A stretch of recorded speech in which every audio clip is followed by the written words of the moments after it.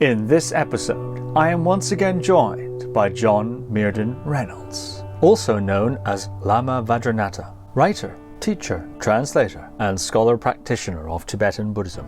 John traces his own decades of contact with the Bon religion, reveals its doctrines and practices, and gives a detailed history of its transmission in the West. John traces the automythos of Bon, compares it to historical evidence and Buddhist accounts, and addresses the common critique that Bon is merely plagiarised Buddhism. John also addresses misconceptions about the history of religion in Tibet, explains how to successfully practice multiple religious lineages, and reveals various means of attaining siddhi power through ritual and meditation. So without further ado, John Myrdhin Reynolds. Well, I can tell you how I first got involved with Bon.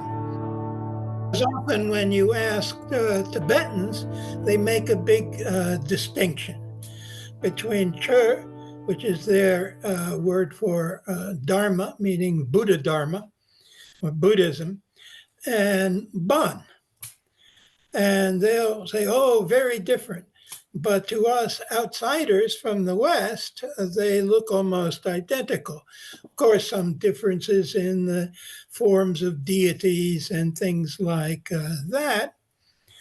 But Bon only came fairly recently to the notice of Westerners, because the first time I heard it was many years ago in the 1960s, reading a book by Marco Paulus about Tibet, and he had gone on one of the expeditions of Giuseppe Tucci, the famous Italian Tibetologist. And all we knew about Bon, all the Western books said, oh, Bon is some sort of primitive North Asian shamanism, like was described in Siberia and so on. And so, but Marco Paulus went to visit a Bonpo monastery. I think it was probably Yungdrungling because it was in central Tibet. And I thought, oh, this is very strange. I mean, the shamanists, what are they doing with monks and monasteries and so on? And then later, when I went to India, I was living in Darjeeling, I met some Tibetan boys who came from a Bonpo family, and they told me about there was a Bonpo monastery being built in Dholangi in Himachal Pradesh in the more western part of India. And I thought, well, I'd like to go visit there, but I was so busy. And I was in eastern Tibet at that time, in Darjeeling, West Bengal, and then Andhra Pradesh, that I didn't get over that side. So many years later, when I returned to Nepal, and Namkhai Norbu Rinpoche showed up from Italy with a small group of his Italian students, and one of them I'd known from my previous time in India, Mario Maglietti, and he was making a film for Italian TV about Tibetan medicine. And Namkhai Norbu had the plan then to take himself and his group, after they finished working there in Nepal on this film, to Dholangi, where there was now a Bonpo monastery called Tashi Menri. But I wasn't able to go with them, but they went. And the principal teacher there was Lopon Tenzin Namduk, whose 100th anniversary we had just celebrated. Well, before that, in 1970, I had gone to New Delhi to visit Professor Lokesh Chandra, who had a scientific institute there, and he was publishing many Sanskrit texts and so on. Well, in 1960, the Lopon had escaped from Tibet, and he brought 2 Tibetan texts with him. And one of them which was a wood block, was reprinted then by Professor Lokesh Chandra in New Delhi. And so I saw that when I was there, and because I was particularly interested in the Dzogchen teachings, and this Bonpo text dealt with the Dzogchen teachings, I purchased a copy. But I didn't look at it again really until I went to one of the retreats with Namkhai Norbu in Italy at his retreats center in Toscana called Marigar. And one Dutch friend of mine asked me to make some translations there because Namkhai Norbu was very much promoting Bon as the pre-Buddhist culture of Tibet, which is very old, because Western books would say everything the Tibetans have, besides their shamanism, they owe to India or China, the Buddhism of India and the close proximity of China. And so Namkhai Norbu was a bit of a Tibetan nationalist. And so he was promoting Bonpo culture. And also he had founded this group in Italy called the Dzogchen community. And he particularly focused on the Dzogchen teachings and the meditation practices connected with them. And he asserted that there's two authentic lineages for Dzogchen. One coming through the Nyingmapa school of Tibetan Buddhism, which is the oldest school, established in the 7th and 8th, 9th century in Tibet by Padmasambhava, his colleagues and disciples. And that has continued in Tibet until the present day. It's also come to the West, and I've been very much involved with Lama teachers from that particular tradition, like His Holiness Dzogchen Rinpoche, who for many years was the actual head of the Nyingmapa school, like the Dalai Lama is head of the Gelugpa school. Well, anyway, and then the other lineage, also established in those early days of the 7th and 8th century, came from the formerly independent country of Zhangzhung in northwestern Tibet. And this is preserved in the Bonpo tradition, that the practices of Dzogchen and also of the Bonpo Tantras were brought from Zhangzhung into central Tibet, actually earlier than the 7th century.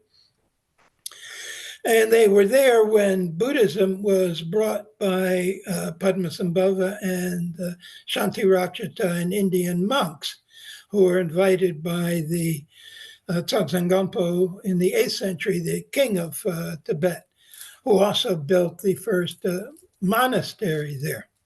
But in those days, Bon was not like organized as a religion like similar to the Catholic Church. There were individual lamas and having their families and family lineages of teachings and so on, all in the early days.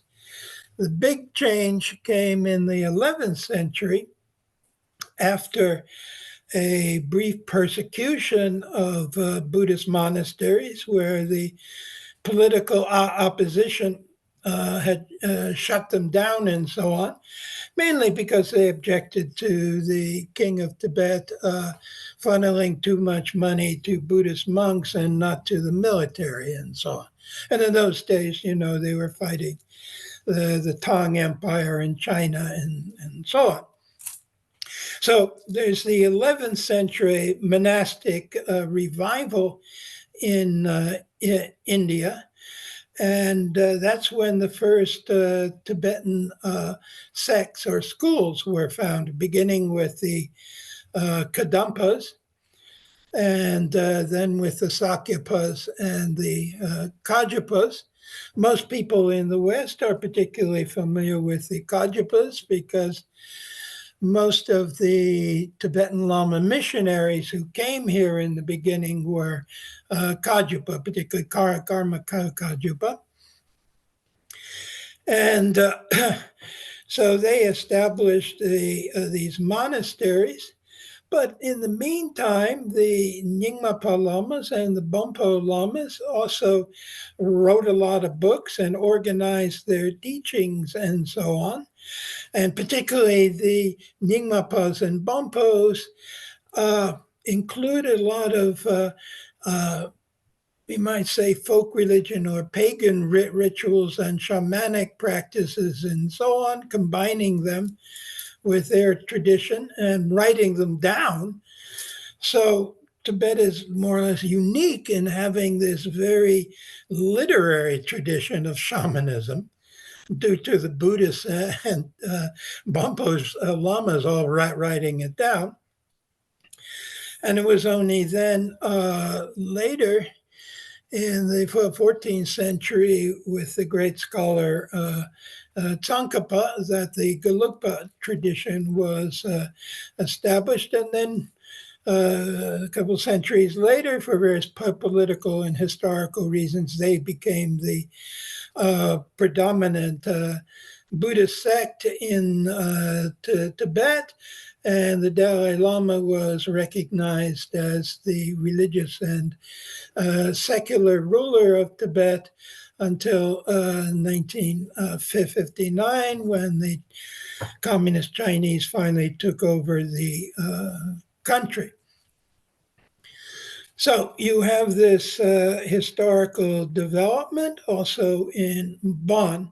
The Bon that was established in Tibet in the 7th, 8th, 9th centuries, and then very strongly in the 10th century. This is known as Old Bon. And then there was a movement in the 14th century where new texts were discovered, what we call Terma texts or hidden treasure texts. And this gave rise to New Bon, and which is primarily active in eastern Tibet, whereas Old Bon was more established in western Tibet, but also eastern Tibet. And there were great masters like Shardza Rinpoche who practiced both. So there was no problem there. Now, according to the Bonpo Lamas, their tradition came in early days before the 7th and before that century from the kingdom of Zhangzhung, which had close connections with Central Asia, which is called Tazik in Tibet. And they assert that their traditions of Bon come from a prehistoric Buddha, Trungpa Shenrab, who lived a long time before that in Central Asia. And that his teachings were brought to Zhangzhung and translated from the Tazik language into the Zhangzhung language. And in the 9th century, particularly, they started translating it into the Tibetan language. And so these traditions have also been preserved from ancient times until the present day. Now, when in 1959, with the completion of the Chinese occupation of Tibet, and Tibet was an ancient country with its own culture and its own language. It's not just some dialect of Chinese, as is sometimes asserted. Well, the Dalai Lama and other lamas fled to Nepal and India for refuge from the takeover of their country. And in 1960, Lopon Tenzin Namdak succeeded in escaping from Tibet he had been shot and wounded by some Chinese soldiers, but he was finally able to make his way into Nepal. And when he was there, he met David Snellgrove, who is the noticed British Tibetologist who had been doing research on the borders of Nepal with Tibet. And he met a number of Bonpo Lamas there and also visited the Bonpo monastery of Samling in Dolpo. And so he met the Lopon and some other refugee Bonpo Lamas. And at that time, he was able to get a Rockefeller grant. And so he took 3 lamas, which included the Lopon, to the UK. And the Lopon remained there for 3 years, which is where he learned to speak English. And David Snellgrove was able to do a lot of research with him and eventually produced a book around 1967 called The 9 Ways of Bon. And so the Lopon was the informant and also the artist who did the drawings there, because he came from an artist family. He'd been trained in painting and drawing and so on. And then when he returned to Tibet, the Bonpo Lamas were in a rather poor condition as refugees because they hadn't brought a lot of money out with them and so on, as some other Tibetan groups succeeded in doing. So he decided he was going to establish a Bonpo refugee community in Tibet, and he received a grant from Catholic Relief, for which we can thank them for this. And he purchased this land in Himachal Pradesh, near the village of Solan, but higher up in the mountains in an area called Dolanji. And he first established a village there for lay people, calling it New Topchal.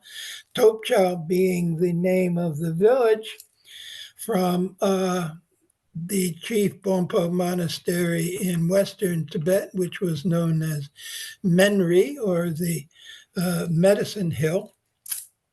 And then they began construction of the monastery, and he gave it the same name of the Tashi Menri. And he recruited Bonpo monks from various places where they were surviving in India and brought them there. And also in 1973 in particular, he began the reprinting of Bonpo texts. Now, very few Bonpo Lamas had been able to bring text out with them because you may have noticed books are very heavy, and it's difficult to carry a lot of them with you. One of my teachers, Kanjar Rinpoche, he had purchased a group of yaks, and he loaded the yaks on their backs with books and was able to bring them down to Nepal and so on. But the Bonpos weren't so fortunate. So starting up this monastery and a Shedra or Lama school there, they needed the text to study. Well, fortunately, Samling Monastery in Dolpo in northern Nepal had, over the centuries, accumulated a large collection of books. So they were brought down to New Delhi, and then they were printed there, photo offset at this time. And there were various sources of sponsorship of this, but key to the whole project was my colleague, Gene Smith, because we were at the University of Washington at the same time, but he went to India before I did. So when I first got to New Delhi, I started visiting him. And he started up this project. Now, at that time, the U.S. was selling surplus wheat to India. And India was paying in rupees, but they had a law that rupees could not leave India. So these piles of rupees were just accumulating there in India. Some bright lad at the State Department got the idea, well, we have all this money. Why don't we start buying the books which are published in India in 14 different languages? Not just English and Hindi, but all those languages from South India, Telugu and Tamil and Malayalam and so on. And they started doing that. And Gene Smith thought, well, they're buying these books in Indian languages. Here we're publishing Tibetan books in India. They could buy that too. And this was it was called the PL 480 project because it was law PL 480. And he had the idea, we can publish these books, and I have many of them. Well, in my other room, I bought a lot in those days when I was living in India. And we can publish these books and we sell them to the American libraries. They were guaranteed to sell 18 books, I think it was. We'll charge them 300 rupees a volume or something like this. And then the extra copies can just be given to lamas. So this started as a big project, and Gene was for many years in New Delhi supervising this. Only later did he return to the US, where he started this project to start digitalizing the Tibetan texts. And although Gene has now passed away, this project continues. It's on the internet and so on. And they've now expanded it to include other Asian languages, not just Tibetan. So anyway, the Lopon was very much involved with that. And then he was one of the teachers for the first group of Tibetan students who pursued a program of 9 years of study. When they graduate, then they receive the Tibetan equivalent of a PhD, or they use the term geshe for this. And at first he was the junior teacher, but then when Lopon Sanji Tenzin died, he became the senior teacher and so on. And then he decided, well, everything's running very well there. And they had elected a new head of the monastery, what in the West we call His Holiness, Menri Trizin, which literally means the holder of the throne of Menri, that monastery. And it was one of the colleagues of the Lopon who had gone with him and David Snellgrove to the West. But after a couple of years in UK, he went to Norway to work with the professor, the Tibetologist Per Kaverna there on various projects. Well, when all the monks gathered together at Dolanji to elect a new abbot or head of their monastery, the way it's done is that all the surviving geshes' names are put in a big golden pot, and then they pull out a name, and that is the way the individual is chosen, a little different from electing a new pope, which we're involved with at the moment.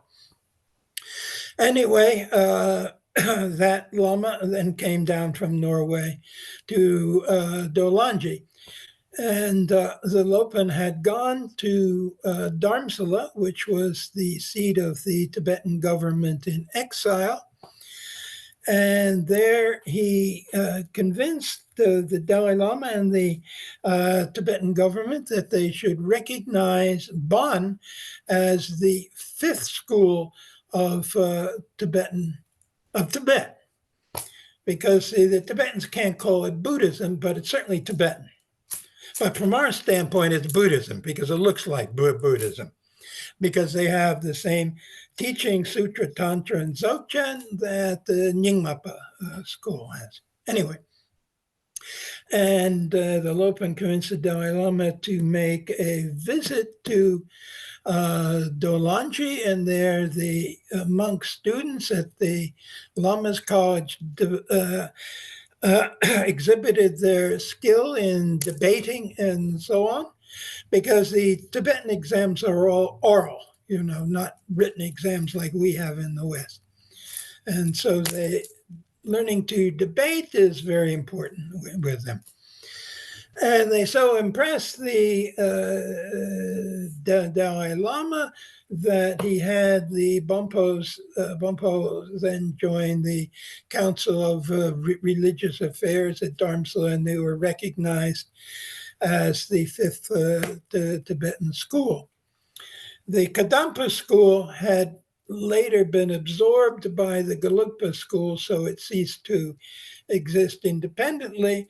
So that means among the Tibetans, you have the Nyingmapas, the oldest school, you have the Sakyapas, the Kajupas, and the Gelugpas. And now to that, we have added the Bonpos. So, so in the beginning, there were very few books on Bon. And beginning, there was just David Snellgrove's book. And then Namkhai Norbu, promoting interest in Bon, and particularly its transmission of Dzogchen, which is known as, well, Bon has several transmissions, but the oldest one is the Zhangjung Nyenju, the oral tradition from the country of Zhangjung, which was taught in the 7th century by Taparitsa, and then in the 8th century transmitted it to his disciple, Jerapong Nangche Lepo. And teaching at a lake in Zhangjung in northwestern Tibet. In the following century, it was these precepts of Dzogchen were translated into Tibetan. And then it was brought down into two different areas of Western Tibet and then into Central Tibet and so on, and is gradually spread. And Namkhai Norbu emphasized the importance of this particular lineage of Dzogchen because it is not a terma. It is a kamma, or continuous lineage from an earlier time with an established transmission down to the present time. Whereas the three other important Bonpo transmissions of Dzogchen are termas that were rediscovered in the 11th century and have been perpetuated since then.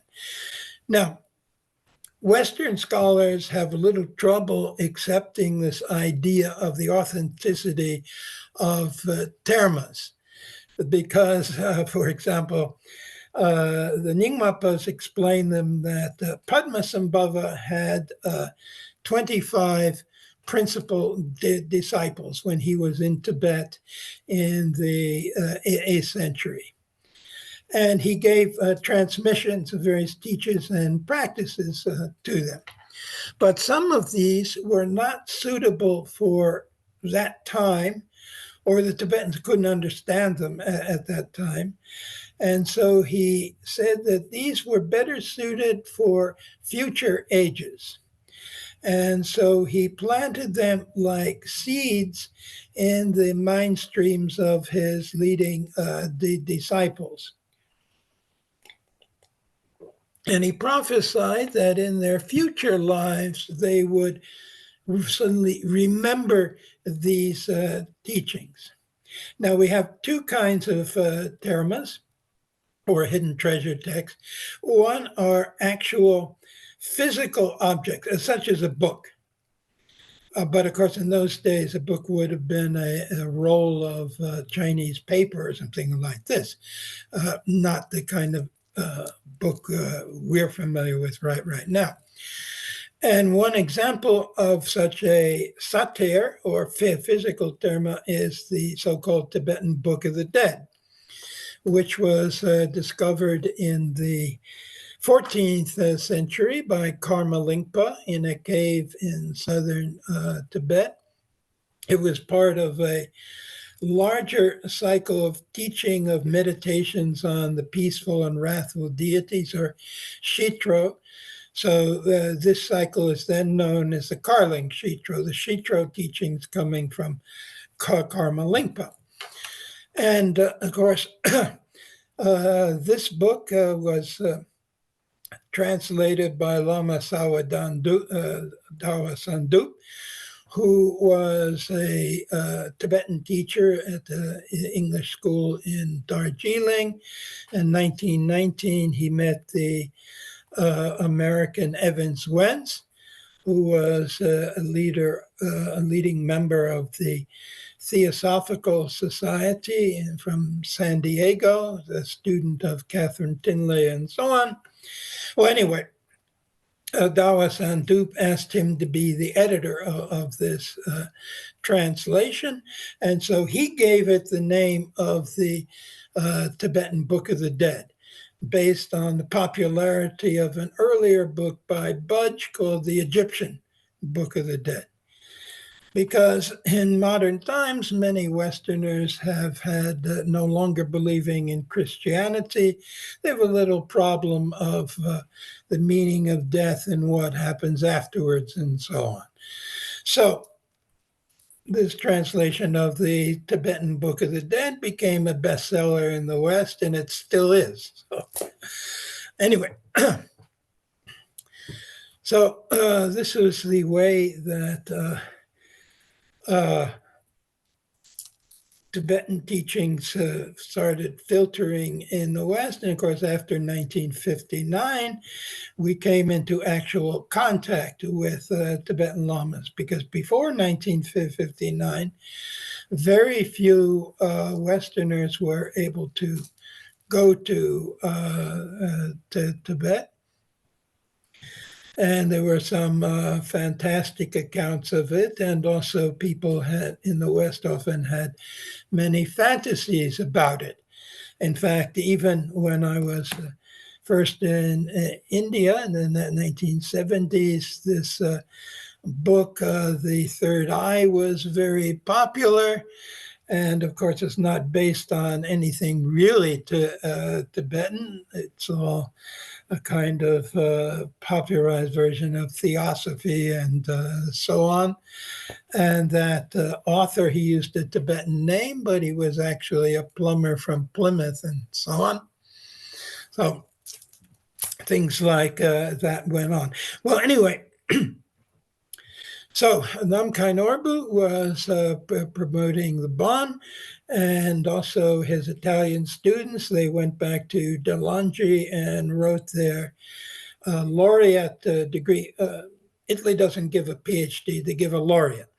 So they got their degrees writing on something Bonpo. At the same time, I started translating the texts of the Zhangzhu Nyenju, and I've done almost all of it now from the text that the Lopon had brought. But of course, since then, more and more Bonpo books have been printed and so on, as well as the collected works of the Lopon himself. So I've also been engaged in translating them. But I haven't neglected my Nyingmapa side either, because I've still been translating, particularly the writings of my main Nyingmapa master, Dzogchen Rinpoche, who also wrote about Dzogchen and so on, but we'll stay with the Bonpo side of things. And then the Namkhai Norbu invited the Lopon to the West. Now, as I said, he had previously been in the UK for 3 years. For 6 months, he'd been in Munich with Professor Hoffman, where they were compiling this huge Tibetan, German, English dictionary, which, as it was explained to me, it will never be finished because then those people will be out of a job. So it's still a work in progress as far as I know. Anyway, the Lopon was there for 6 months, and he was very much fascinated by the hippies he met there and so on. Well, then, but there were no Bonpo Lamas residing in the West until finally Lopon, Namkhai Norbu rather, wanted to bring the Lopon to his retreat center of Marigar in Italy to give transmissions, particularly for the meditation deity Zhang Menri. And Zhang Menri is a tantric practice, but it's been associated in a parallel lineage over the centuries, because the 8th century master, Jerpong Dangchar Lupo, was a tantric practitioner as well as a Dzogchen practitioner, and this was his Yidam deity, or meditation deity. And this is also the chief deity of the Kailas mountain, which is sacred to the Bonpos at the center of the old Zhangzhung kingdom. Later, it became a sacred mountain of the Buddhists. So you have the story about Milarepa going in a race with a Bonpo Lama to get to the top of Mount Kailas. And the Kajapas then associate Mount Kailas with their meditation deity, Korlodemchok or Chakrashambhara. And then the Buddhists, not the Buddhists, the Hindus will also say that the Lord Shiva dwells in a paradise on the top of Mount Kailas with his consort Parvati. So it's a holy mountain for 3 distinct religious traditions. Well, anyway, so the Lopon was invited to come, but a problem developed because one of his students, Tenzin Geshe Tenzin Wangja, who had graduated from Dolanji and gone to work in the library at Dharamsala, he heard about this and he wrote to Namkhai Norbu also wanting to be invited.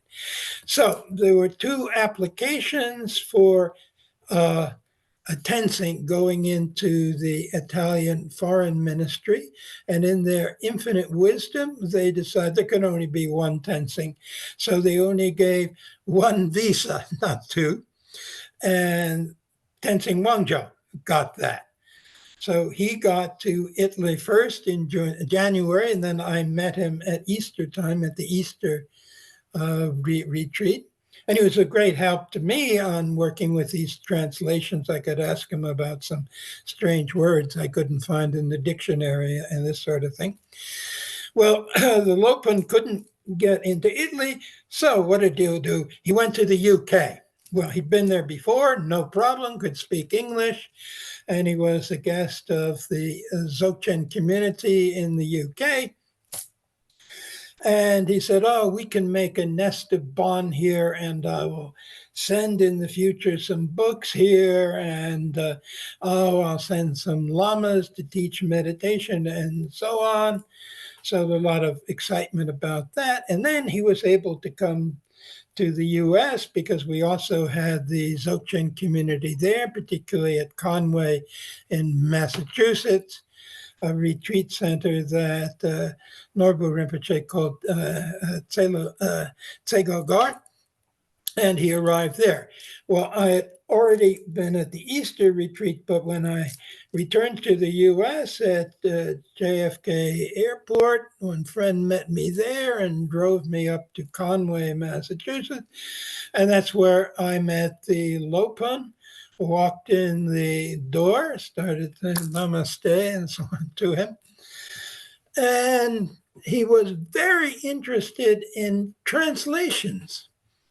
And of course, that was what I was working on. So immediately we got to work and translated the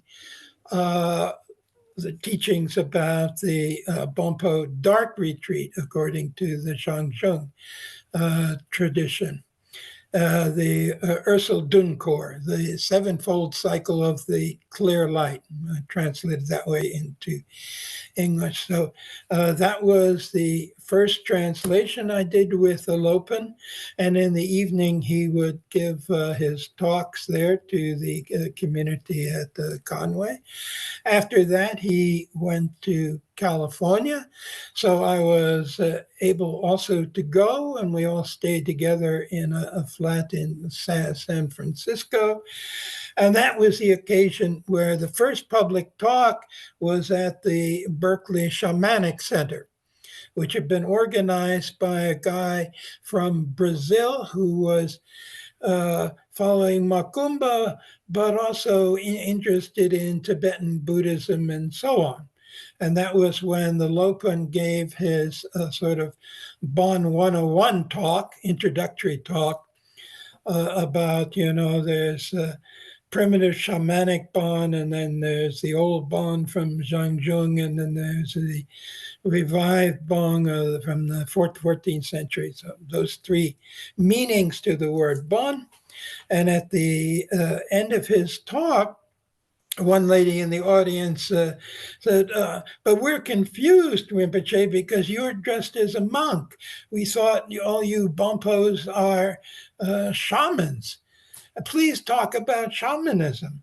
And the Lopon looked over at me and said, what's shamanism? He hadn't heard that word. And I said, Rinpoche, they think you're a jankri. Use the Nepali word for shaman. He says, no. We don't do blood sacrifice. We don't sacrifice animals and so on. So the Bonpos, like other Buddhist groups, they're opposed to the practice of blood sacrifice. Well, then the Lopon gave some talks there in San Francisco, and we worked also on some more translations with him. And then one man had offered some land in Oregon, and we went up there, and that was the first time that the Lopon gave an initiation or empowerment to the Bonpo meditation deity Zhangzhung Menri. So that was the first time this had happened in the West. And then he needed a gallstone operation. He, like many Tibetans, was having trouble with that. And one group in Pasadena, the Healing Light Society, agreed to sponsor the operation for the Lopon. And so he went down there, and later, after the operation, I was able to meet with him, and we translated some of the meditation practices for Zhangzhung Menri. Now, you might wonder why a sort of New Age group in Los Angeles would sponsor a Bonpo Lama. Well, their leader, Rosalind, was a medium who would channel different spirit entities, like Native American chiefs and things like that. And one of the entities she channeled was the Master Chang. And she knew nothing about Bon, okay?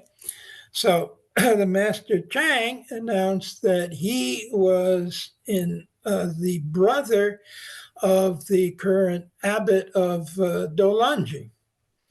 Now, her group didn't know what Bon was, so they had to look it up in the encyclopedia or Wikipedia, whatever what was around, discovered that there was a Bonpo monastery in India. Some of them went out to visit there and met the Lopon and other lamas there and so on.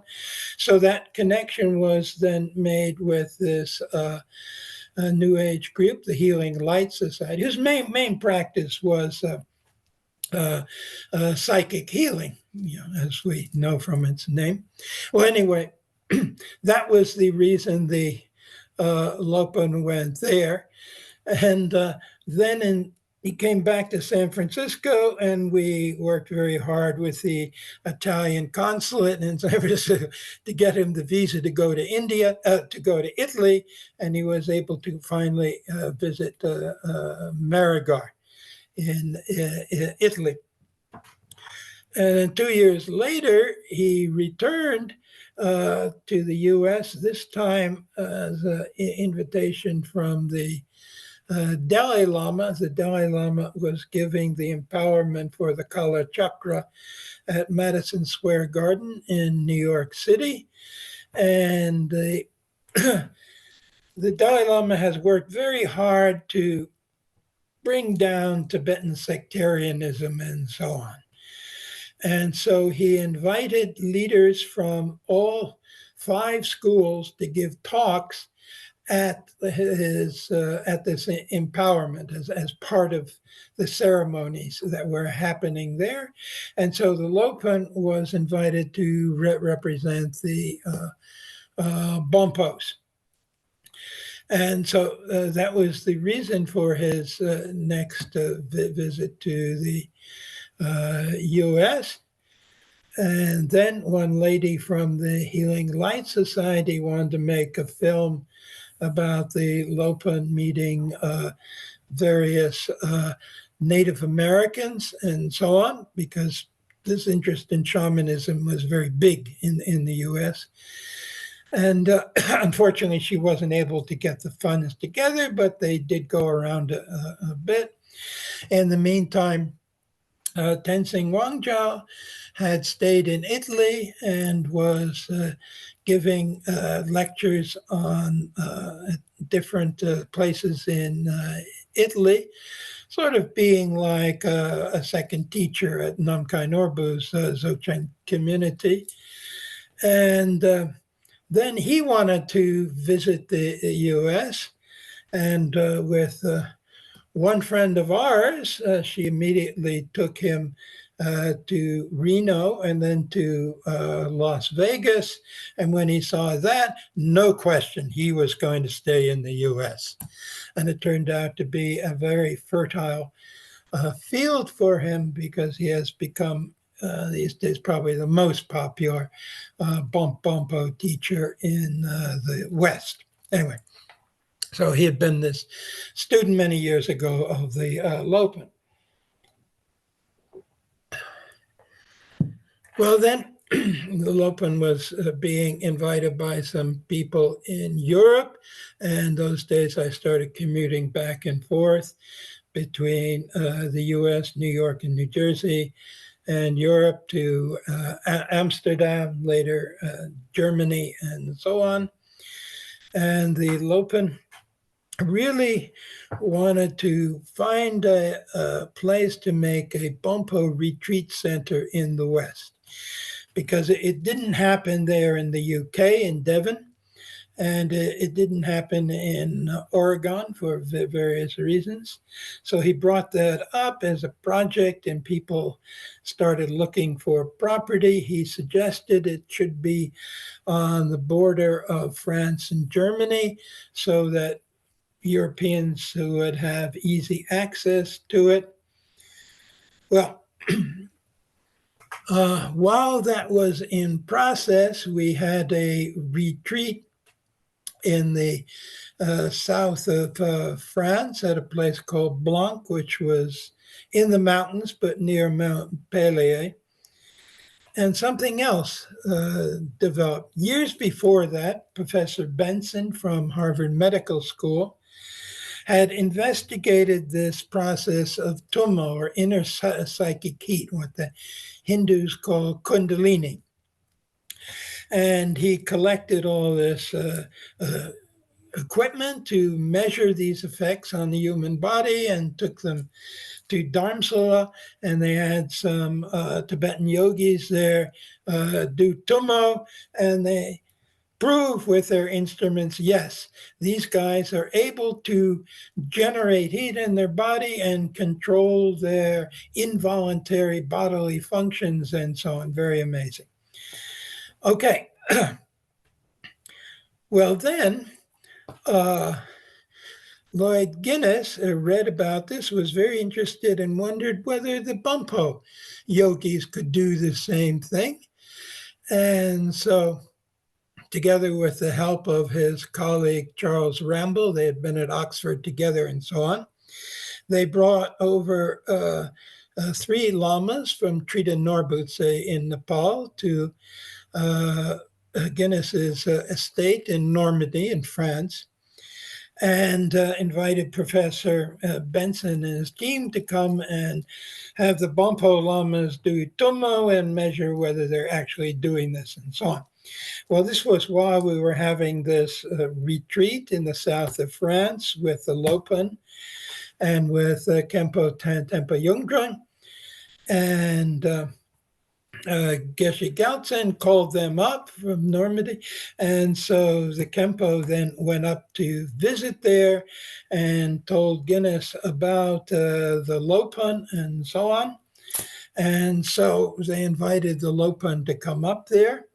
So after our retreat, he went up to Normandy, and the Lord Guinness was impressed with the Lopon and offered to build him a gompa there and give him some land and so on. But a problem developed in that some of the young French students got too excited about this and got on the internet with this, which is a fatal mistake, and publicized it. And Guinness's neighbors are all these filthy rich English aristocrats and so on who keep their money out of the country. And they said, "What's this? Bonpos, we never heard of them." Well, Tibetan. So they looked it up on the internet and this was just at the time when there were big scandals about Sogyal Rinpoche in London.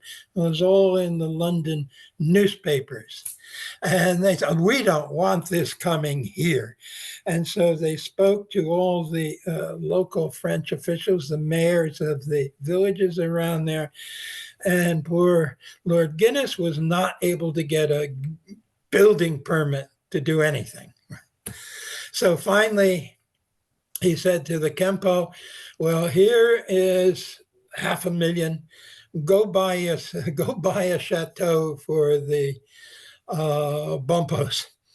And one of the groups, Sebastian, actually located this place near Saumur on the Loire River, but the actual site of the chateau is inland. The owners of it had lost their heads in the French Revolution.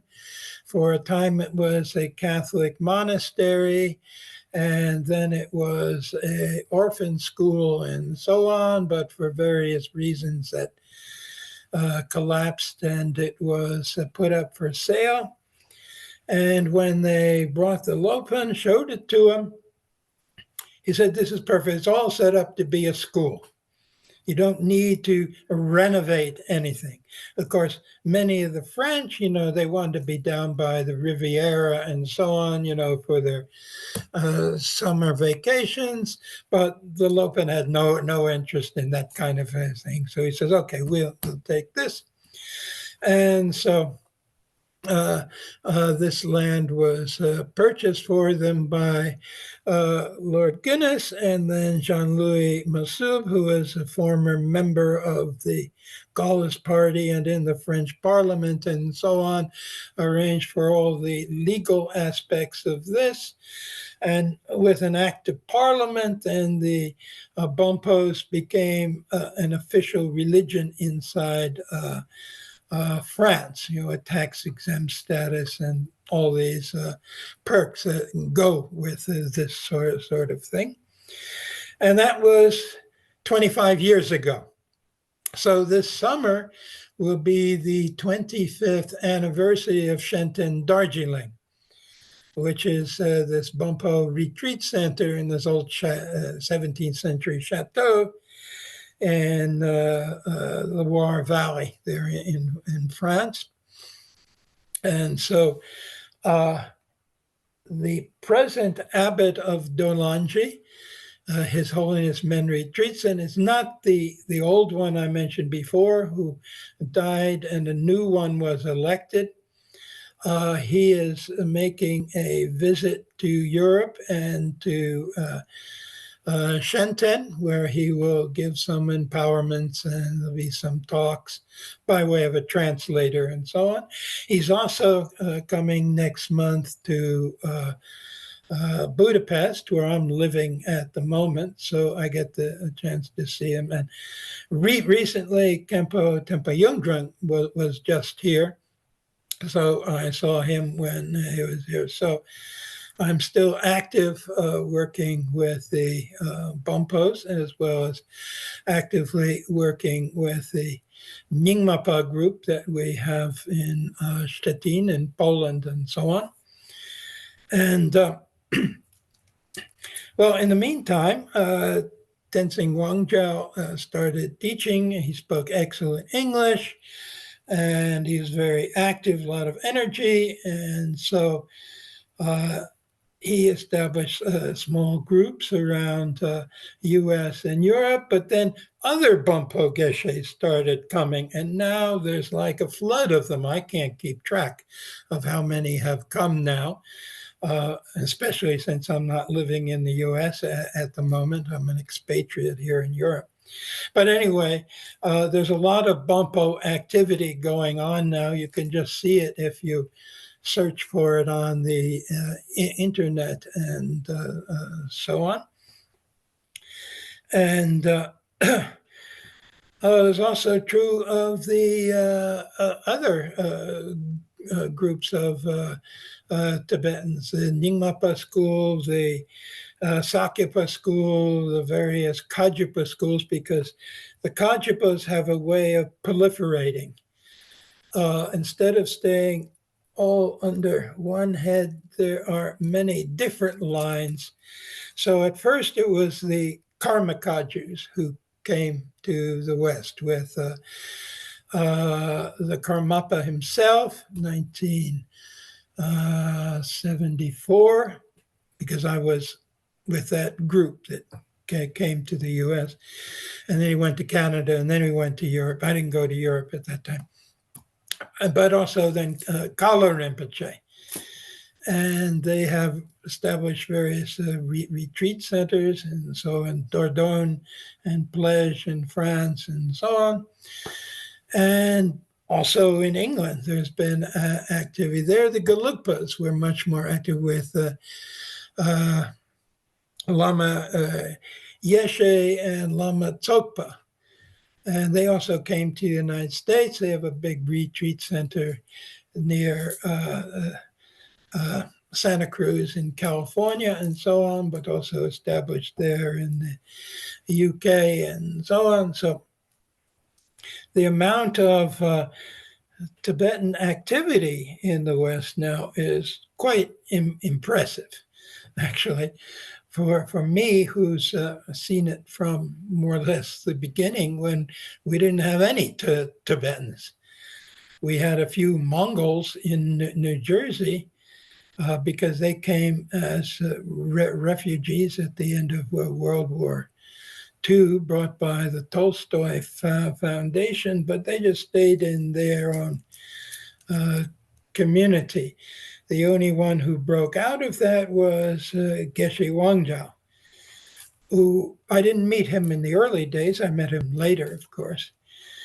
But he recruited some of the first academics who became practicing Buddhists, with Robert Thurman and Chris George and Jeffrey Hopkins and so on. But Jeffrey Hopkins made it respectable to be a Buddhist and an academic in the United States. Because when I went back to graduate school in the 1960s, I knew I had to present a clean image. I couldn't go up to University of Washington, Seattle, looking like a California hippie. I had to clip my beard, get a haircut, dress up a little bit, put on a tweed jacket, and so on. And I got myself into the University of Washington that way. I also knew that you do not talk about your religious practices if you have one, and especially that you meditate. That's a no-no. And so I just kept my mouth shut, because in those days, it was perfectly respectable for you to become a scholar of Christianity and be a clergyman or a practicing Christian. No problem. And the same thing with Judaism. But when it came to the Asian religions, oh, no. No, we could bring in an Asian who acts as an informant, such as we had Dzogchen Rinpoche at the University of Washington, who was my first Lama. But we Westerners, in our superior, rational, scientific civilization, we're above all this. We can observe the habits and beliefs of the natives and so on, but we don't actually practice any of that because we're rational and scientific. Well, Jeffrey changed everything, because he came out of the closet as a practicing Buddhist and as a principal translator for the Dalai Lama when the Dalai Lama would visit America. And of course, the Dalai Lama was just overwhelming, just his personality, but his prestige and so on. So that made it okay in Europe to then be a Buddhist and an academic. It's not quite the same in Europe, even today, I might say. But that was a change that happened in those days. So now we have quite a number of Bonpo practitioners here in the West.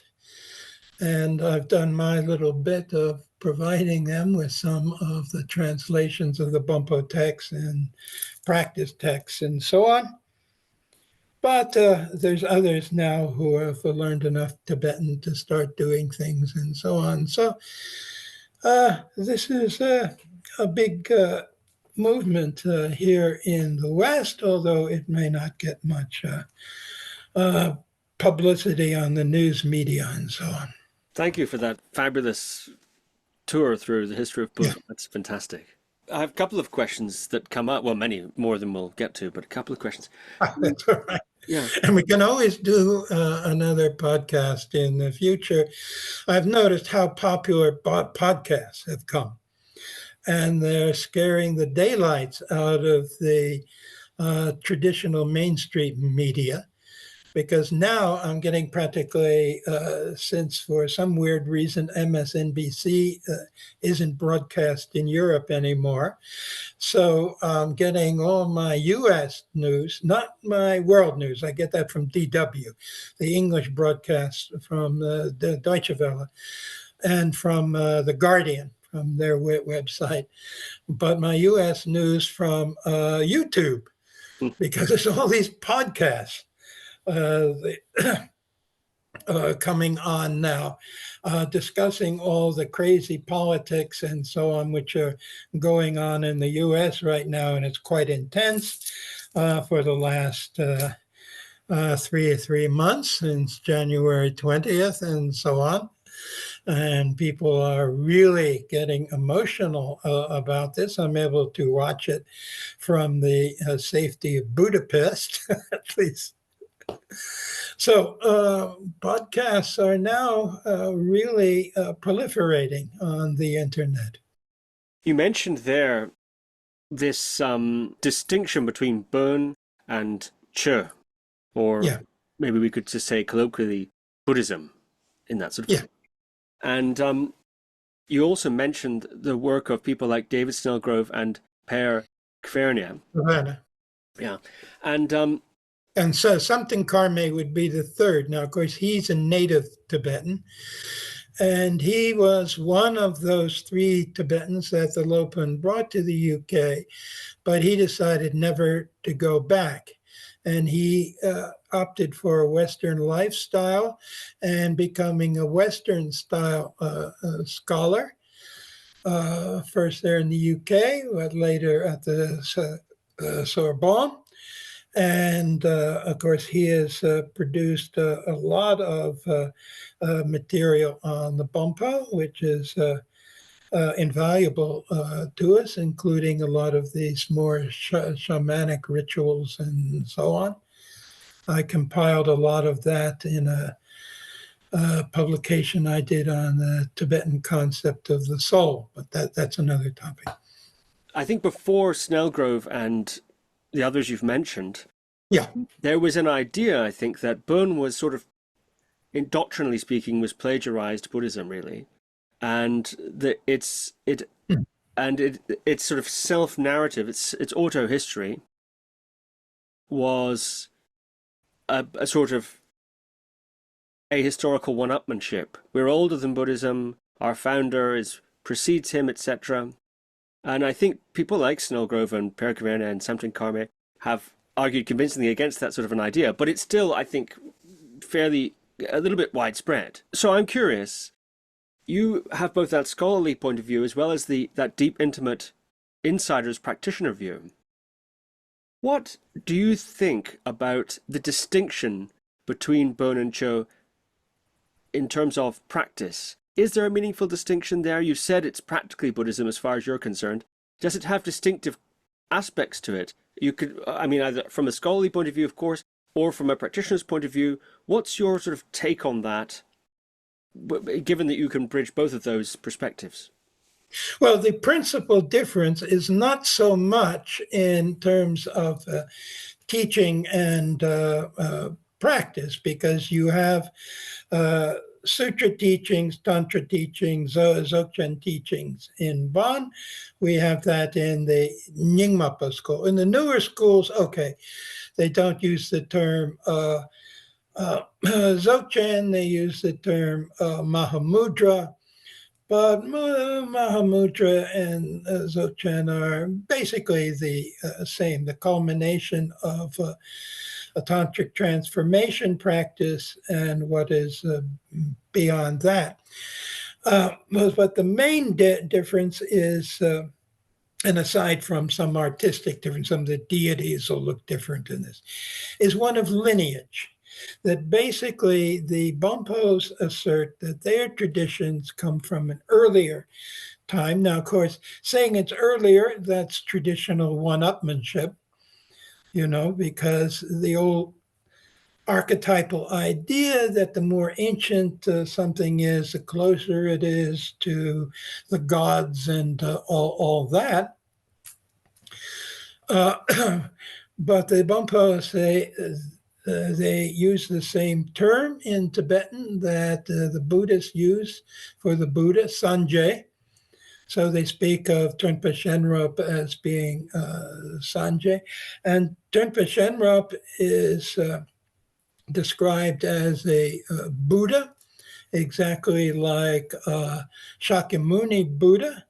And you can see that one part of the biography of Trungpa Shenrup probably is taken from the Lalita Vistara, one of the early biographies of the Buddha, where they have to make him a monk because the bulk of his career, he's not a monk.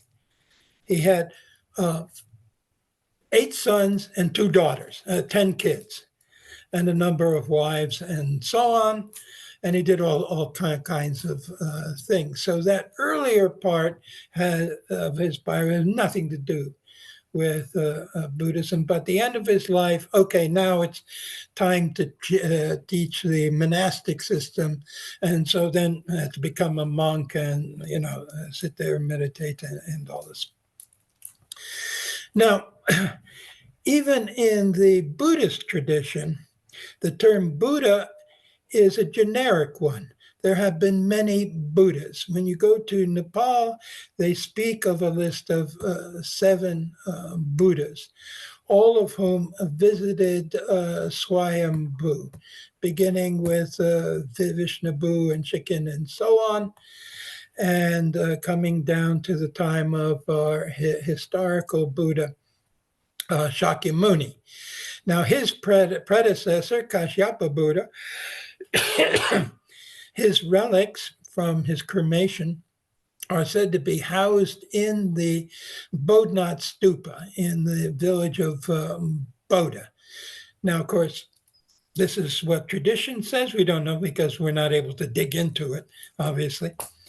But it said there were earlier Buddhists, and there is an inscription of the Buddhist Emperor Ashoka, who was a couple hundred years before Christ. And he put up all these pillars around different places, not only in northern India, but also in Pakistan and Afghanistan. But one in northern India says he repaired the stupa that contained the relics of Kanaka Muni Buddha. So this was a Buddha who preceded Kashyapa Buddha, who preceded Shakyamuni Buddha. And according to another sutra system, there's 24 Buddhas, ending with Shakyamuni Buddha and going back to a prehistoric Dipankara Buddha, whether on this planet or elsewhere, because Buddhism is the first science fiction religion.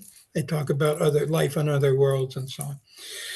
And also prophesied that in the future, a Buddha will appear named Maitreya, and this is also the Bonpo legend. Of course, they use a different name in Tibetan, but it's the same idea. So there is this idea of prehistoric Buddhas who appeared not just in India, because in ancient times, Indian civilization extended up across Pakistan into Afghanistan and Central Asia, speaking Indo-Iranian languages and so on. And like the language of the Zoroastrian scripture, the Avesta, is very close to the Vedic language that you find the Vedas written in, which is the Vedic language is the origin of Sanskrit and so on. So the Bonpos assert that they were Buddhas living in those ancient times, and Trungpa Shenrup is one of them. And so it's not unreasonable from the Buddhist point of view, but the distinction is Cha is the tradition that comes from Shakyamuni Buddha, and Bon is the tradition that comes from Trungpa Shenrup Buddha. But they're both Buddhists. But the lineage is different. And, we could talk for hours and hours about the historical and doctrinal related points, I suppose, about that. But from a practitioner's point of view, and this perhaps raises a greater question about the different schools, such as you've mentioned, such as Kajapagalupa and so on. Is practice in these different sects, from a practitioner's point of view, in your opinion, interchangeable? Well, you don't take all these different practices and put them all together in an Irish stew and stir them up. What I follow is the remake idea. This was established by 3 lamas, Jangyam Khensi Wangpo, who is Sakyapa, Jangon Krongchol, who was Kajapa, although he was born in a Bonpo family, and Chokcha Lingpa, who was Nyingmapa. And they were 3 friends. They all met together there in eastern Tibet. See, western Tibet is very sectarian. Everything is kept very separate there. Like if you go to Japan, you see that too. Japan is like a Buddhist museum, because you see some of the old sects or schools are all preserved, but they're kept totally separate from the newer schools like Jodo Shinshu, the New Land, and Nichiren and Zen and so on. They don't mix it together. In China, it's all mixed together. That I used to go also with some of my friends. We had friends who were studying Chinese. They would go to the temple of the Abdulun in San Francisco. He held the 5 Chan lineages from China and so on. All right, they emphasized sutra teaching there, but you did Zen meditation, because it's called Chan in Chinese, Zen meditation, and he threw in some mantras and mandalas also, and so on. Now, China has a different history than Japan, because in China at one time, the government suppressed all the Buddhist schools because they claimed that the monks were social parasites who didn't do any work, except for the Zen monks. Obviously, they worked, so they were okay. So Zen kind of then came to absorb the rest of Buddhism in terms of China. But in Japan, they're all separate museum exhibits. Well, that was the way it was in central Tibet. But nevertheless, the Gelugpa monasteries would hire a Nyingmapa or a Bonpo Lama to do magic for them and so on. It's a great reputations for doing magic and to do weather control and so on, work with the Nagas and all this. So there was some interaction. And of course, the 5th Dalai Lama was a practitioner of Dzogchen, so he was very friendly to the Nyingmapa tradition. But the Gelugpa fundamentalists are very opposed to that. If it's not in Tsongkhapa, it's not Buddhism. So they take a very narrow view. And when they broke with the present Dalai Lama, doctrinally and politically, because they say, he's too non-sectarian, they went off and founded the New Kadampa to be totally separate from him. They don't recognize him anymore as the Dalai Lama, whatnot. Okay, but getting back to this Rimé movement established by these 3 lamas, Chatral Rinpoche explained, you don't mix it all together. You have these various lineages. He made a collection of texts from the 8 principal lineages of Tibetan Buddhism in that country. And you choose which you like to practice. Now, of course, you can integrate also to an extent, and there's 2 examples of this. The famous example was when the great Indian master Tisha was invited from India to Western to Tibet to revive the teaching of Buddhism and so on. And at that time, Rinchen Sangpo was very old, but he was translated all these tantras there and so on. And they met together, and Atisha asked him, how do you practice all this? And he said, well, it's very difficult because I have to do this practice, and then the next practice, and then the next practice, and then the next practice. So it takes up a lot of my day. And he said, no, that's not the way you do it. You have to integrate your practices. So you don't have to do each one serially, one after the other, that you choose what you are going to practice, what you're drawn to as a personal meditation deity practice, and you focus on that, but that deity relates to all the other deities. As Namkhai Norbu was explained in terms of Guru Yoga, Now, with him, he himself was a mixture because he came from a Sakyapa family in Derge in eastern Tibet, and his education at Derge Gomchen was Sakyapa. But then he became very interested in Dzogchen. He had these dreams of this valley and a master living there, and he went there to Kanjogar and met Changchuk Dorje, who was his Dzogchen master. And then the Karmapa recognized Namkhai Norbu to be a tulku of the Churgal, the religious king of Bhutan. So he didn't feel he belonged sectarian anymore. He says, I'm just a Dzogchen, I'm just a practitioner of Dzogchen.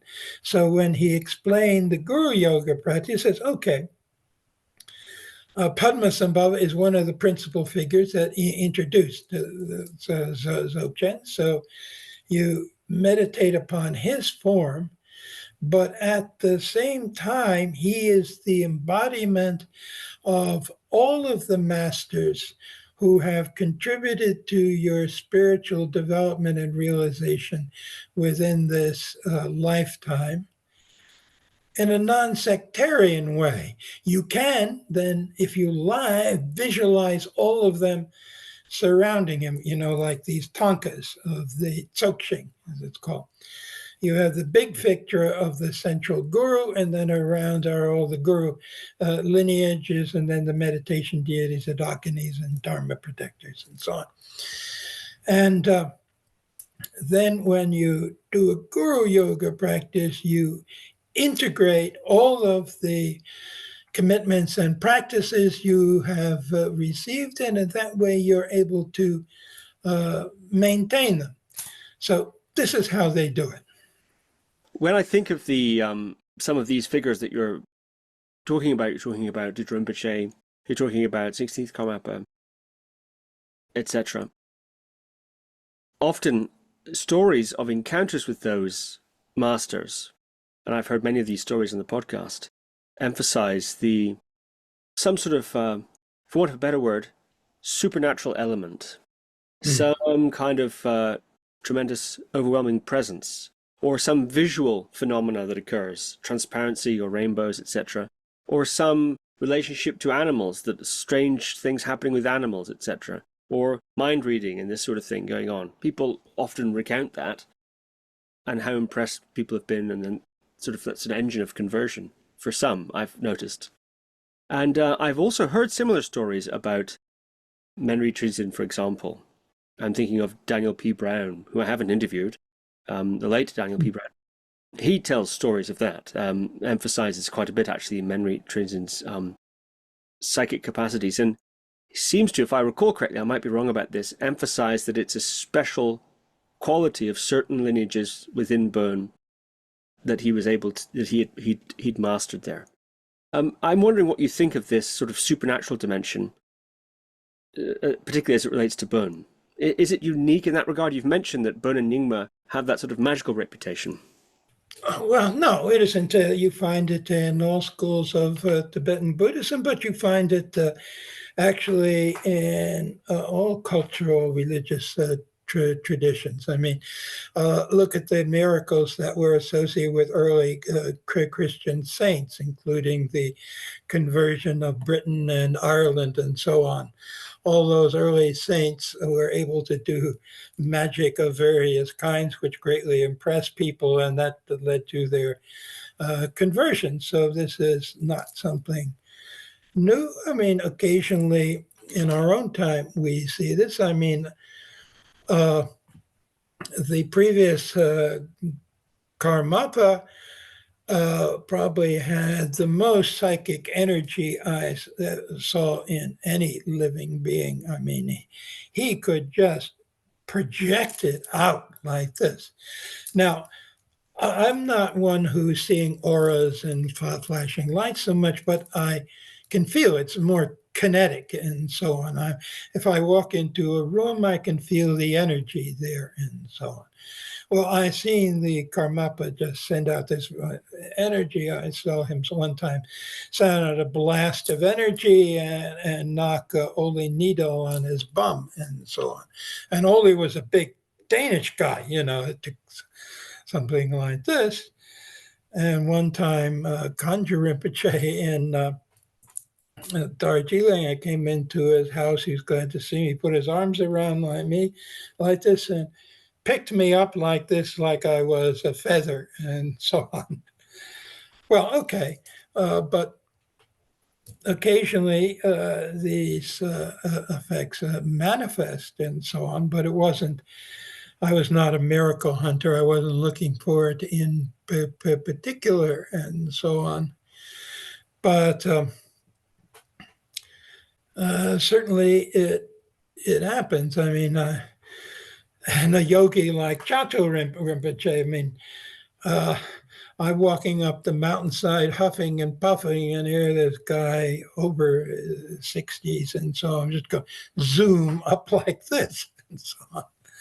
So sometimes see things like this. Now, I never saw anybody levitate or this, but I also don't say it's not impossible, because we have our models of reality and our common sense and so on, and which works most of the time.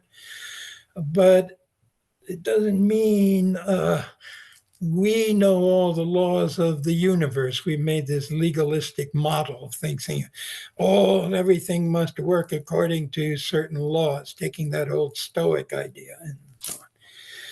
But actually, the world is still very mysterious. We don't know about the creation of the world, or whether the universe is infinite or not, and so on. And there'll be certain scientific theories which become the fashion for the time, like in the 19th century, atoms were hard little balls that kind of bounced around in space. Well, then they found, atoms are actually very mysterious, made up of other things, and these electrons revolving around them. And then they find the nuclei are composed of all sorts of subatomic particles. And then in the 60s, they found, these subatomic particles are made up of something called quarks, or whatever they might be. But then they turned out not to be simple, and they proliferated, and then they have said, now it's superstrings, what's the ultimate reality, but superstrings are just vibrations in space, but they're not just one-dimensional vibrations. They can be 16 or 21 vibrations and so on. So nature, with quantum physics and so, has gotten much more mysterious, with bilocation and all kinds of strange things going on. You mentioned the conversion of Britain, and I also think of Moses. He had sort of magical battles, and even the Buddha did demonstrate in Mahayana Sutras. Oh yes, of course. The floating in fire and water and so on, going on to demonstrate a sort of spiritual potency and all that. Where do you think these sorts of powers, which seem to be ubiquitous in the traditions, come from? Is it, as some have suggested, a kind of accumulation of certain kind of energy that's not related necessarily at all to any kind of spiritual insight or liberating insight or soteriological insight?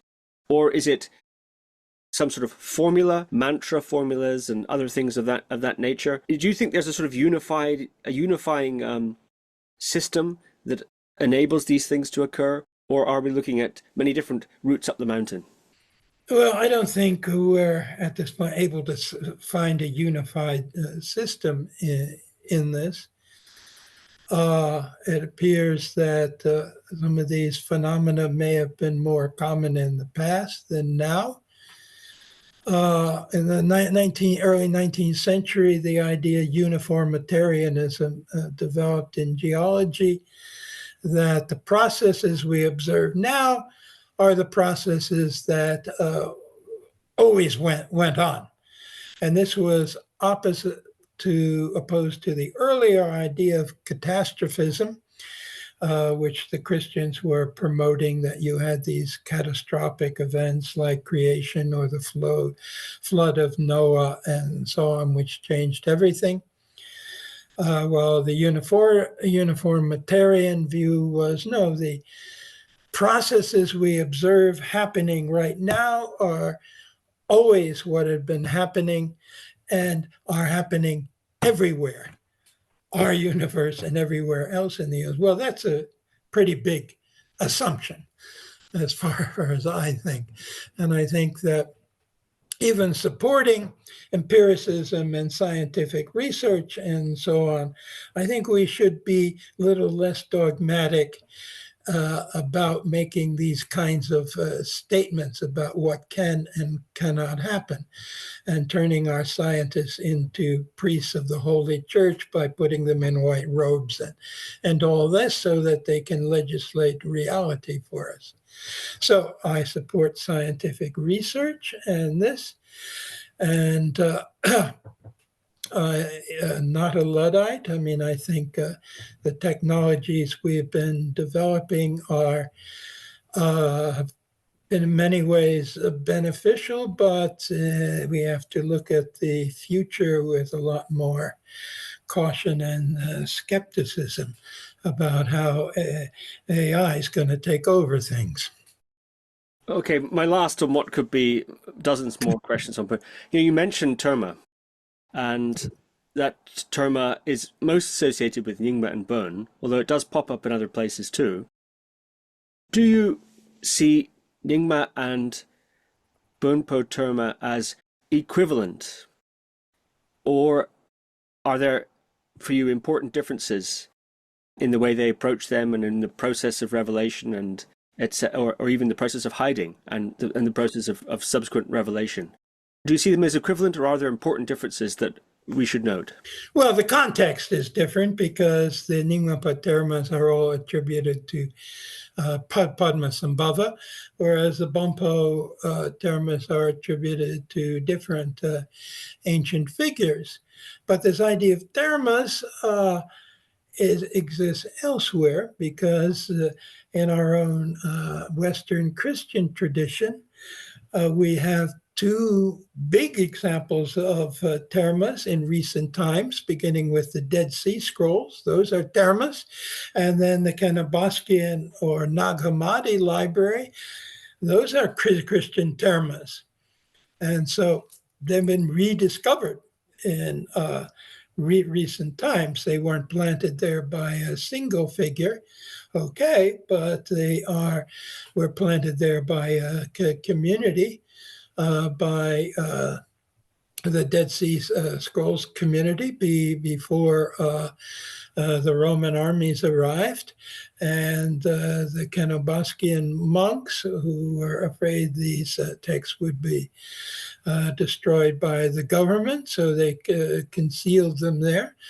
And so we have termas also in our Western experience. And of course, the discovery of these termas have, maybe even revolutionized our understanding of what the Gnostic movement was about in the case of Nag Hammadi, and the Dead Sea Scrolls about the late forms of Judaism that existed there, and the importance of the Book of Enoch being found in the Dead Sea Scrolls community. Is there a difference in your mind between texts that are found sort of, you could say, accidentally, like the Dead Sea Scrolls, like the Nag Hammadi library and so on, or texts that are uncovered? With terma, the narrative, of course, is that the terton is, in a way, destined to reveal that particular satir or gongter at the particular time. There's a sort of, that's part of the hiding process, is the arranging for it to be found by a certain person at a certain time in the future.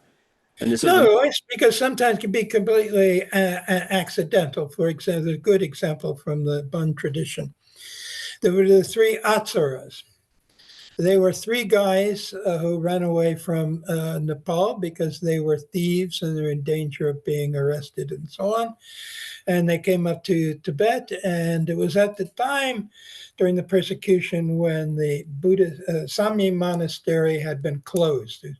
The doors were padlocked. So they went behind it and put up a ladder and climbed over into it and went into one of the temples there. And they found a wooden box there, and it was heavy. So they, it must be gold. So they got it out and they took it up in the mountain, broke it open. And they were very disappointed because inside they found it was all these scrolls, books. Okay. But then they thought, well, there's a llama, some llamas down in the village over there.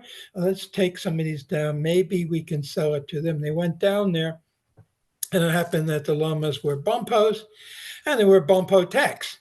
And of course, then they purchased them. And so then the Atsaras then sold the rest of them, and then were very happy to go off to India with some money. That was purely accidental. So not some sort of religious figure who was predestined, say, by Padmasambhava to find a particular dharma. Right. Mm. Yeah. That's very interesting. Gosh, what else should we say about Bonpo? I mean, there's so much more, but what else do you think we ought to say? Or have we done it? Well, it can go on and on. But it also interests me too that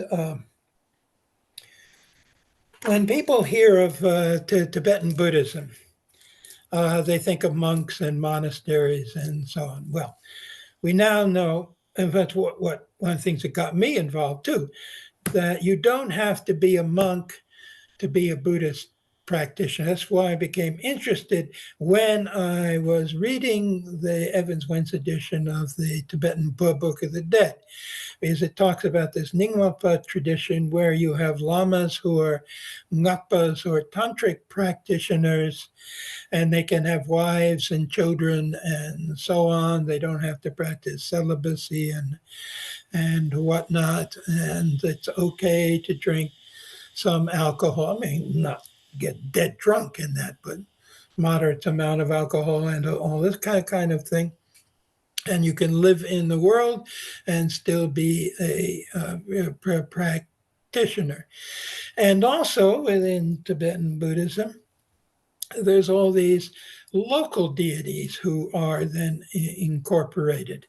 The main myth is about Padmasambhava being invited to Tibet because the king was unable to build the first monastery in Tibet at Samye, because every time he sent his workers out into the fields, they start erecting the walls. Then at night, the local gods and spirits would come and tear down the walls again. And this was very frustrating for him. And the principal reason they were tearing down the walls is they knew that the Buddhist monks in India objected to the practice of martyr or animal sacrifice, the shedding of blood.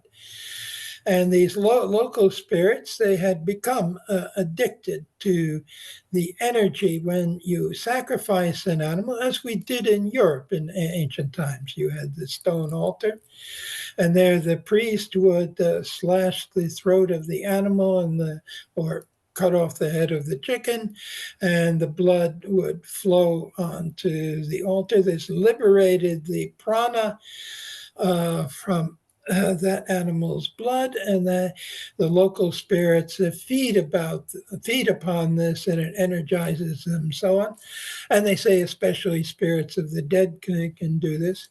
Now, the great gods in the distant heaven, they don't need any of these sacrifices and so on. That's just symbolic.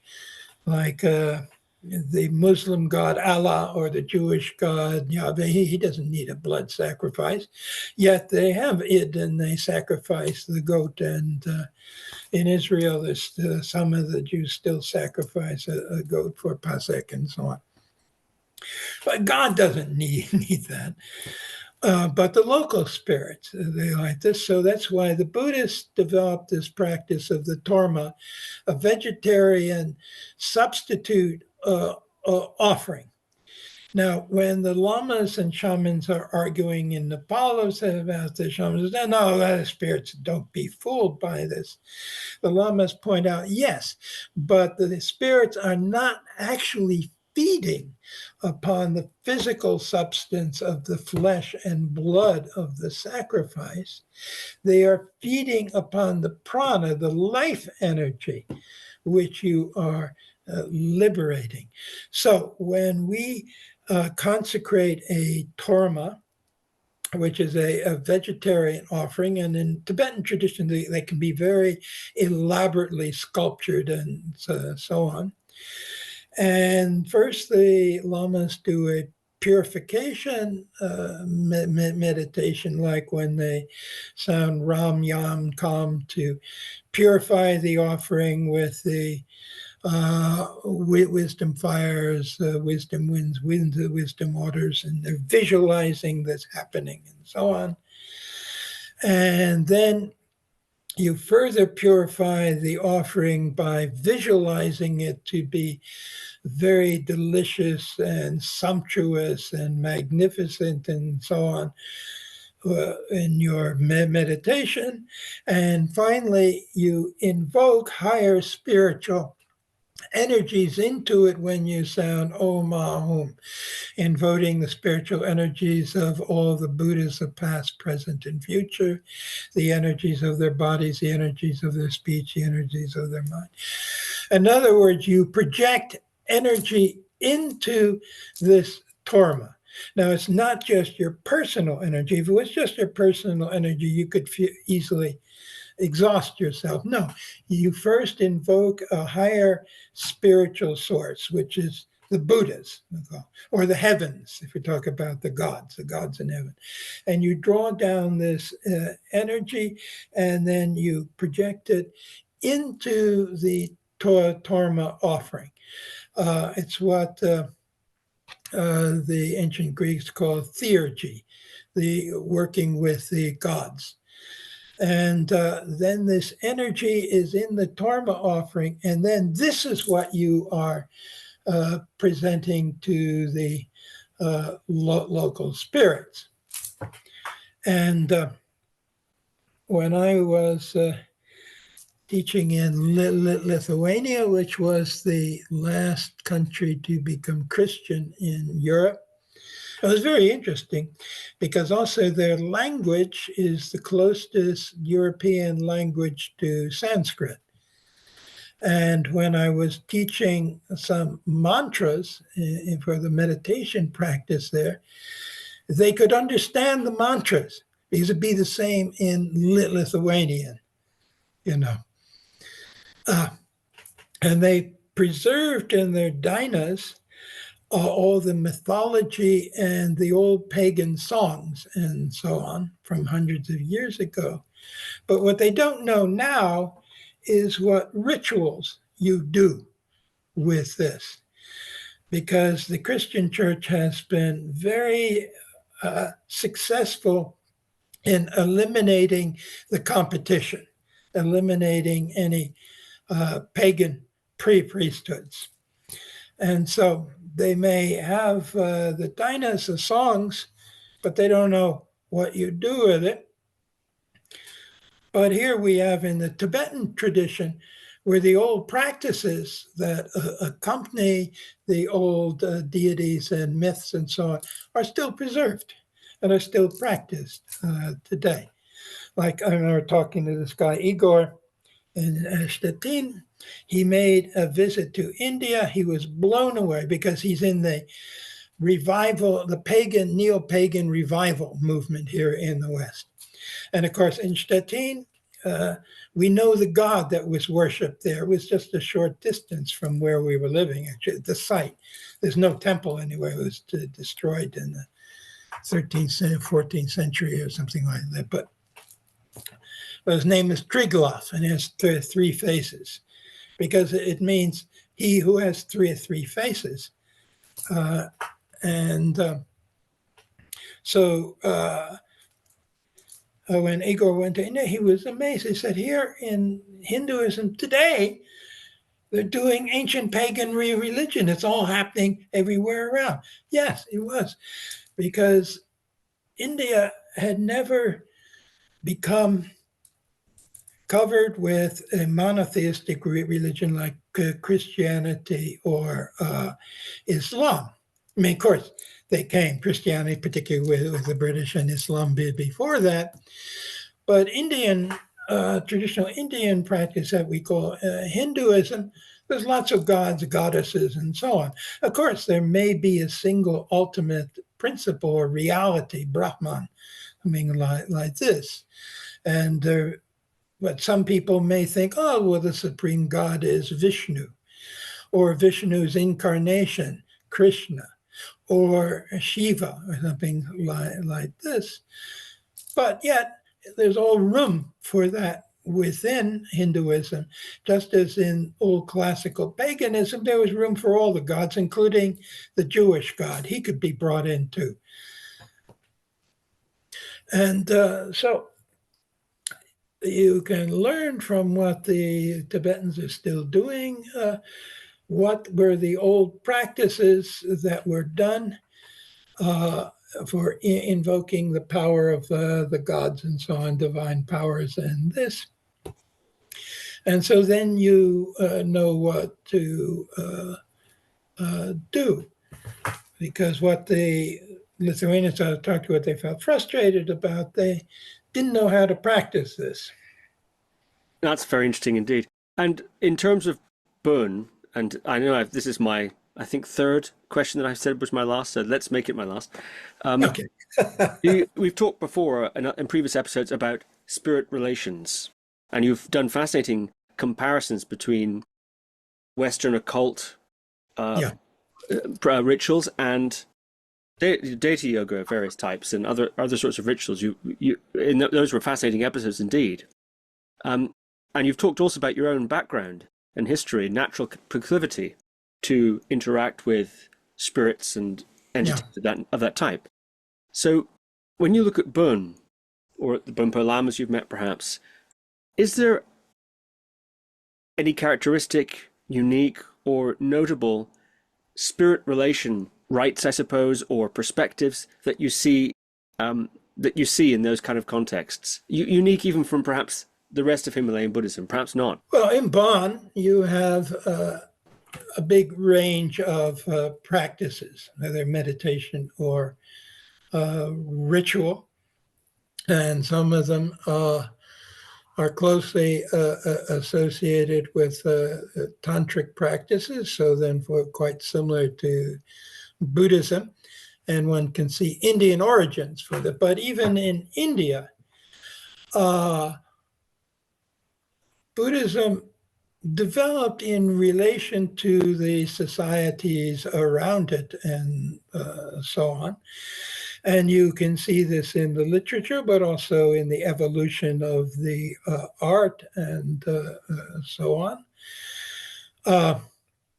Actually, at the very beginning, people were not making images of the Buddha because, the Buddha had disappeared into nirvana, so not present here in samsara anymore. So his presence was symbolized by, say, a throne, a wheel, some footprints, things like this, but not a human image. But then in Afghanistan, because there was a large Greek colony there, when the Greeks rebelled on the coasts of Anatolia, the Persian emperor sent them, exiled them to the other side of his empire, which was northern Afghanistan. So it's a large Greek community there. When Alexander the Great came there, he was astonished to find all these Greek-speaking people there. And later, when the empire of his successors dissolved, the Greeks constituted the kingdom of Bactria there in North Afghanistan. And you have this art there developed. And so the Greeks were the first to represent the Buddha as a human figure, representing more or less as the sun god Apollo, but clothed, wearing robes and so on. And by that time, also other figures were appearing out of the popular culture. And associated with the Buddha was a figure called Vajrapani, who served as sort of his bodyguard. And how did the Greeks think of him? Well, something like Heracles. So he's shown as like a real muscular figure like Arnold Schwarzenegger carrying a club and so on. Later, the club became the Vajra, the diamond scepter or thunderbolt, associated with the weather god and this. But then later representations of these guardian figures became wrathful as political situations became much more difficult in India after the collapse of the Gupta Empire, after the time of Christ. And they became the wrathful deities, first as being subordinate, as sort of being bouncers or guards to the door of the mandala palace and that, but eventually in the higher tantras brought inside and enthroned as a wrathful aspect of the Buddha and so on. And rituals that were associated with them. And this included the torma. Now, in the old days, when the Buddha was teaching, you had a popular culture. You had the gods in heavens, the devas and so on. And the priests were specialists for them in particular. And they would get the chieftains, the kshatriyas, the big landowners. They had the money and the extra animals and so on, so they could have these big sacrifices and whatnot. But that's very expensive to do. But the lower classes, their offerings were much more modest, and they were to the gods closer to earth, the yaksha tree spirits and forest spirits and so on, and the nagas, the fertility spirits, control the powers of water and the fertility of the earth and so on. And so the Buddhists introduced then this practice of the torma, this substitute vegetarian offering where you project energy into it. And this is what the local spirits accept as offerings. So the higher official religion of whether Buddhism or Brahmanism was always open to influence from the greater population and so on. But the rituals may be continued, but could be understood at a higher level and so on. It happened here in the West also when Christianity was taking over the Roman Empire and then Northern Europe. And it was Pope Gregory in particular around 600 after Christ, who said, when you go into these areas and you convert the local chief or something, who then says, okay, now we be Christian, well, then take possession of their sacred spots and their sacred temples, take the idols out and burn them, but convert those temples into churches and take their festivals and holidays and make them into Christian festivals and holidays for the saints and so on. And this was done. Very successful technique of conversion. So, as Buddhism comes to the West, then there's obvious Western influences will manifest upon it and upon Bon and so on. For example, in Tibet, we never had anything called the Dharma Center. That's a Western invention. Yes, there were monasteries. Yes, there were the households of lamas or something. Yes, there were yogis doing retreats and so on. There are no Dharma centers. This came about through the interface of Western and Asian culture. Things are still evolving. Indeed, indeed. Well, this has been such a fascinating conversation. Lama Vajranatha, thank you very much. Okay, thank you for inviting me. Thank you for listening to another Guru Viking podcast. For more interviews like these, as well as articles, videos, and guided meditations, visit www.guruviking.com.